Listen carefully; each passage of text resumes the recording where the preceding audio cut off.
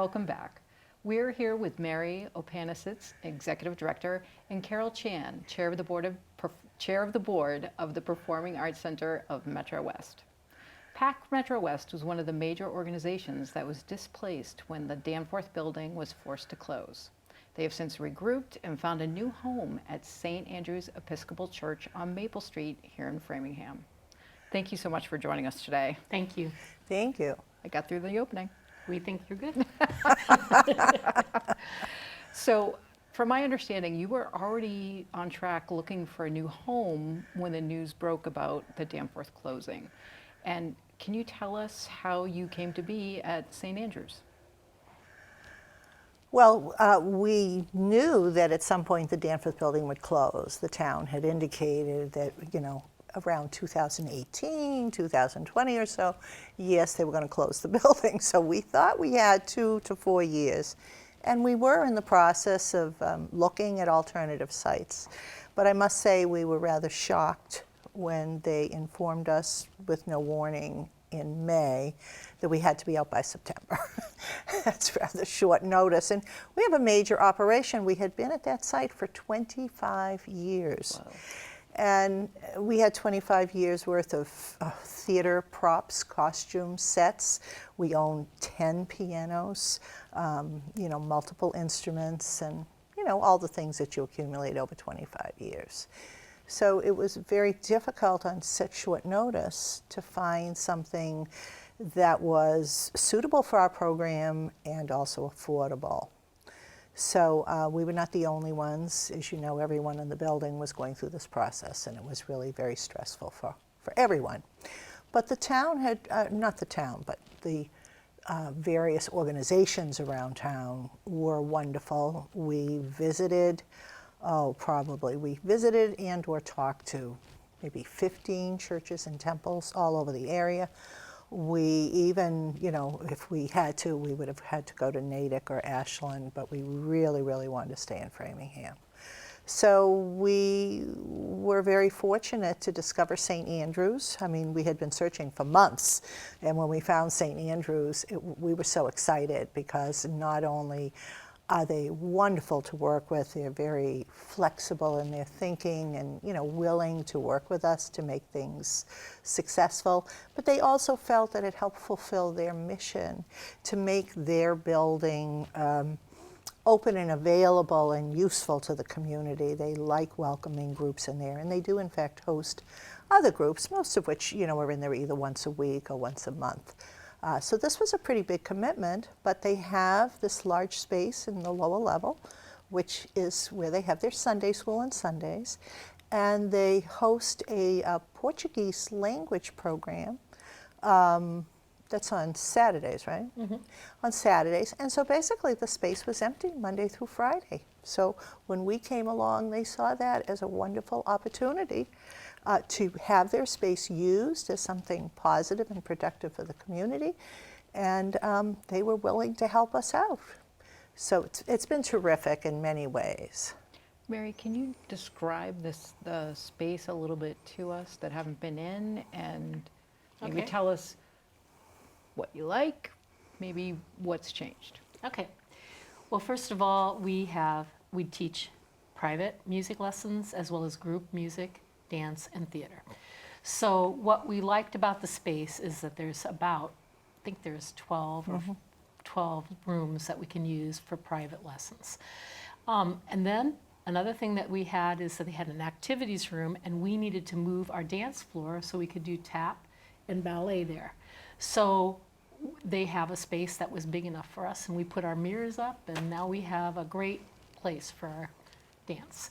Theater-wise, they do have a wonderful hall that is about 3 times maybe twice as big as the place we used to have, which seats a lot more people. It's got its good and bad points, but the main thing, it's great for recital purposes for our music program. It isn't as good. It's not bad, but they don't have a deep stage, so therefore it's hard to get in and out with the scenery. But at least we have a place that they can practice and get ready for performance, and then sometimes we rent out space at other locations. What's in store for the immediate future? Can you tell us about what's coming up? And you know about this because we've talked to you, but there's going to be a faculty recital. It's free concert that's going to be on March 12th, and it's going to be at the Framingham State University Heinemann Center. And that's a beautiful place. And it's going to be from 1 till about 2:30, followed by a reception that's free for people to eat and meet everybody, the faculty. That's one. We have like 9 teachers, I believe, that are going to be performing, from violin to voice, cello, etc. So I hope people come and feel free to call us if they have any questions.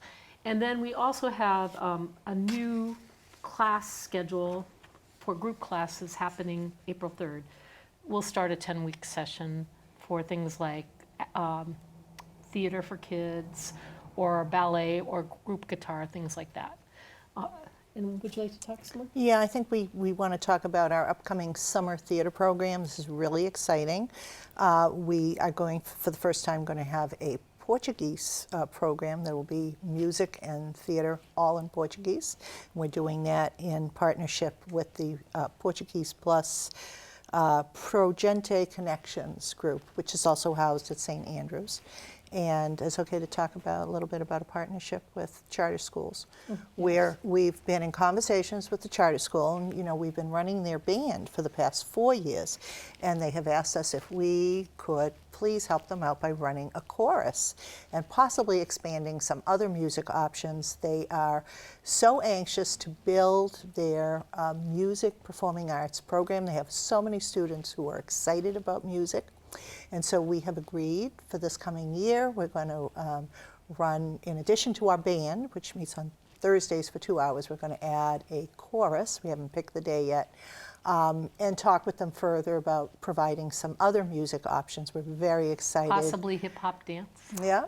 And we're very excited about building on this relationship. We feel we have very common goals and values about educating children. So that's very exciting. What specific programs, if you can, like I said, we're almost out of time. What are you most looking forward to this summer? Can you give us a specific highlight of shows coming up? So we are, again, running our 2-week sessions. We run 4 2-week theater sessions where we perform an entire show in 2 weeks. Kids come 9 to 4 all day. It's kind of like day camp. We're going to do Alice in Wonderland, The Little Mermaid, The Lion King, and Music Man.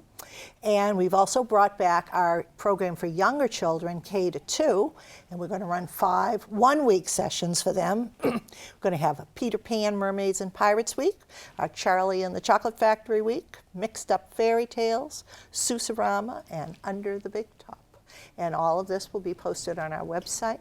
And I personally am looking forward to the high school, college, and adult theater that will be Wedding Singer. Oh. So anybody that wants, adults are also welcome to audition. Right. And all of that will be happening this summer. And With the Brazilian. plus the Brazilian program, which is going to be Legends from Brazilian Folklore. And the music director is going to be our wonderful Eliamar, who is our voice teacher and one of our music coaches. So it will be exciting, and it's a new adventure. So we're always looking to expand our programming and reach out to the community and include as many students as possible. And we also will have some scholarship money available for all of these summer programs. So we hope anyone who's interested will give us a call. Check out our website. Great information to know. Thank you. Thank you so much for coming in. Thank you.